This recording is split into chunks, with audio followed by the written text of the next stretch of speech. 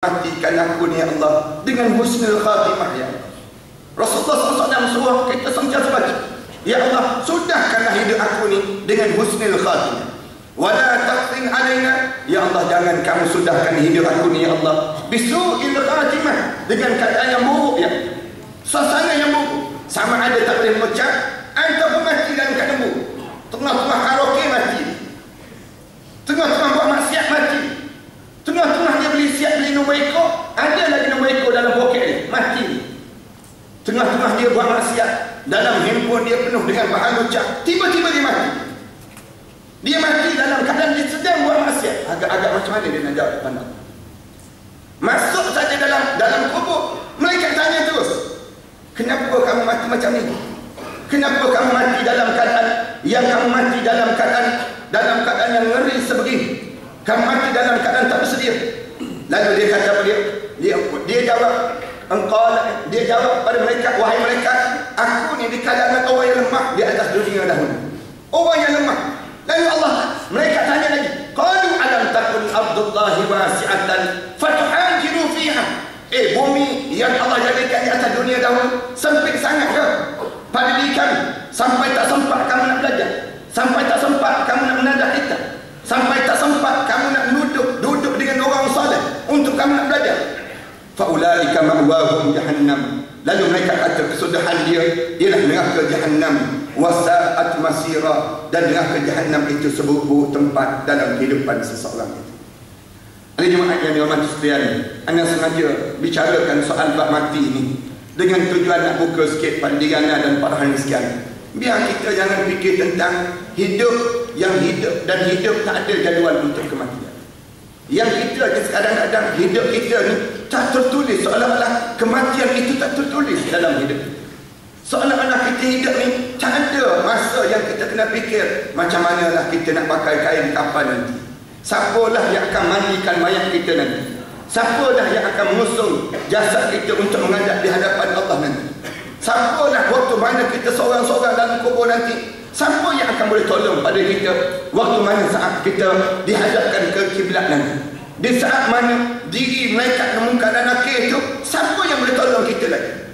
Yang ni biar kita terasa sebelum daripada kita sembahyang Jumaat, kita rasa ni Jumaat yang terakhir kot dalam hidup aku. Yang ni kot yang Allah bagi peluang lagi pada aku untuk aku menadah tangan, untuk aku bertaubat pada Allah.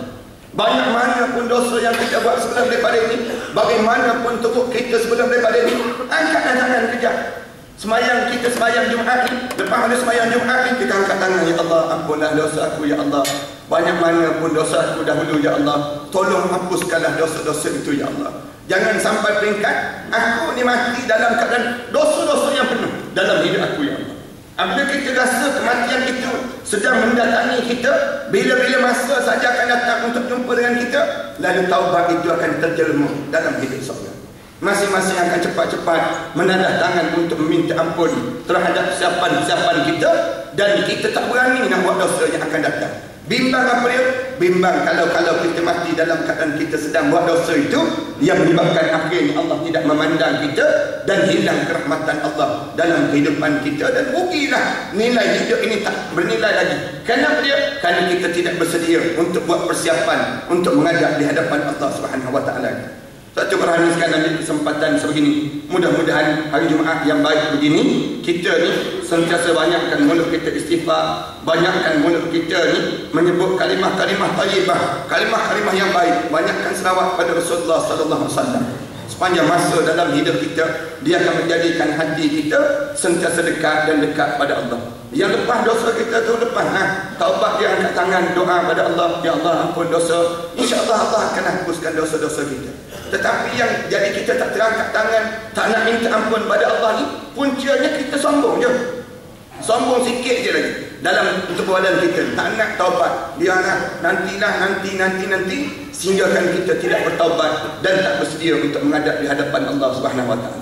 Mudah-mudahan Allah jadikan pertemuan kita ini pertemuan yang dirahmati dan diberkati di sisi Allah, dan Allah masukkan kita di kalangan hamba-hamba Allah yang saleh, yang sentiasa mentaati perintah Allah di waktu mana susah dan juga senang, di waktu mana sihat dan juga sakit. Kita sentiasa jaga perintah Allah di saat mana apa pun keadaan yang kita lalui dalam kehidupan kita ini. Aqul qali hadza wa astaghfirullah li wa lakum. Wassalamualaikum warahmatullahi taala wabarakatuh.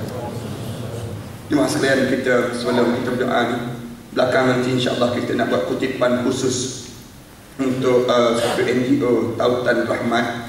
NGO ni membantu umat Islam di Sabah, Sarawak, yang mereka anak dia dipahamkan orang Sarawak ramai menunggu saat nak masuk Islam saja, tapi dakwah-dakwah tak sampai pada mereka, dakwah tersebut. Dan pendakwah-pendakwah kita ni datang, mereka ni dah siap dah nama-nama Islam tu dah ada dah, tunggu nak masuk Islam lama dah dia sebut. Marah waktu mana sebut kamu ni kafir, marah. Mereka ni marah sebut nama kafir. Dia kata kamu tak cerita tentang Islam pada kami. Mereka, jadi ada beberapa NGO yang sedang gerakkan, dan NGO yang gerak ni Tautan Rahmat, dan insya-Allah kita sedang kumpulkan dana sikit nak gerakkan sahabat-sahabat ustaz-ustaz, di antaranya Ustaz Abdul Qadir Al-Jufri, Ustaz Dr. Ridwan, kemudian ramai lagi ustaz-ustaz yang sedang bergerak dan nak membantu kepada nak gerakkan, nak sampaikan dakwah-dakwah ini sendiri. Selain daripada kita buat program-program di kalangan para alim ulama dan juga di kalangan masyarakat kita yang prihatin ini, membantu mereka ini sendiri.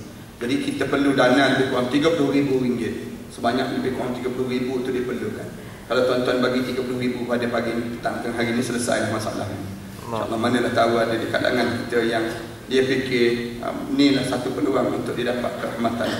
Jadi insyaAllah kita akan kutip nanti dana ni, perhatikan, masukkanlah dalam tabung-tabung semua di belakang nanti insyaAllah.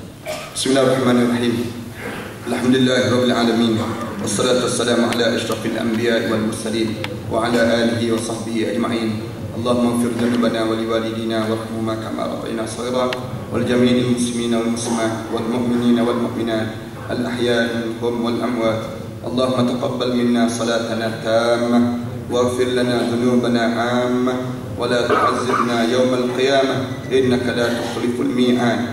Allahumma arhamna fa innaka bina rahim wa la tu'azzibna fa innaka 'alaina qadir waltuf bina ya Allah innaka antal latiful khabir. Allahumma zayyinna bi zinatil Qur'an. Ya Allah, hiasilah hidup kami dengan perhiasan Al-Quran. Wa akrimna bi karamatil Qur'an. Ya Allah, muliakanlah hidup kami dengan kemuliaan Al-Quran. Wa ashrafna bi syarafatil Qur'an. Ya Allah, tinggikanlah darjat kami dengan ketinggian darjat Al-Quran. Wa adkhilna al-jannata bi syafa'atil Qur'an. Ya Allah, masukkanlah kami ke dalam syurga kamu dengan syafaat Al-Quran. Allahumma ja'al Qur'ana rabi'a qulubina. Ya Allah, jadikan Al-Quran itu satu kerinduan dalam hati kami Allah. Wa jala'a ahzanina. Ya Allah, jadikan Al-Quran itu menghilangkan segala duka cita dalam hidup kami. Wa dhihaba humumina wa humumina. Dan kala mana kami baca Al-Quran itu ya Allah, hilanglah tekanan dan bebanan dalam hidup ini ya Allah. Rabbana ja'alna muqimas salat wa min dhurriyyatina rabbana wa taqabbal du'a. ربنا آتنا في الدنيا حسنة وفي الآخرة حسنة وقنا عذاب النار. صلى الله على سيدنا محمد وعلى آله وصحبه وسلم. الحمد لله رب العالمين.